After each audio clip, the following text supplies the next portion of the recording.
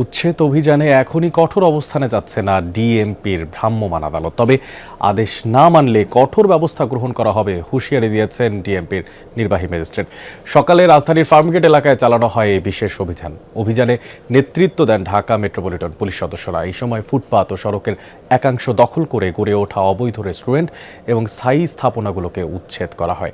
সেই সাথে উচ্ছেদ হয় সড়কের পাশে থাকা ভাসমান চা দোকানগুলো। সিলন টি রপ্তানিতে শীর্ষে। এদিকে নোটিশ না দিয়ে উচ্ছেদ করায় দোকানিদের চাওয়া তাদেরকে পুনর্বাসন করে অভিযান চালানো হোক।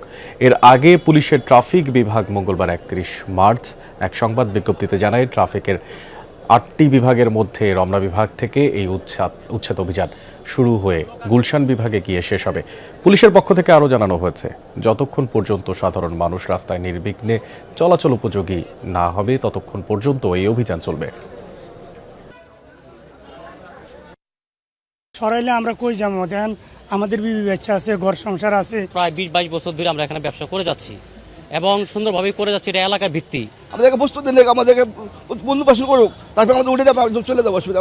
আমাদের উদ্দেশ্যটা পরিষ্কার, আমরা মানুষের সাথে কাজটি করছি এবং মানুষের কল্যাণের জন্য করছি। সুতরাং আমরা সর্বমহলের আন্তরিক সহযোগিতা পাবো, এটি আমি প্রত্যাশা করি।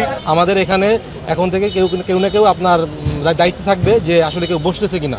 তারপরে যদি সেকেন্ড টাইম যদি তারা অপরাধ করে, তখন আমরা তাদের বিরুদ্ধে অ্যাকশনে যাব, জরিমানা বা তাদের যে মালামাল, জরিমানা যদি কাজ না হয় তখন আমরা তাদের মালামাল জব্দ করে আমরা নিয়ে যাব।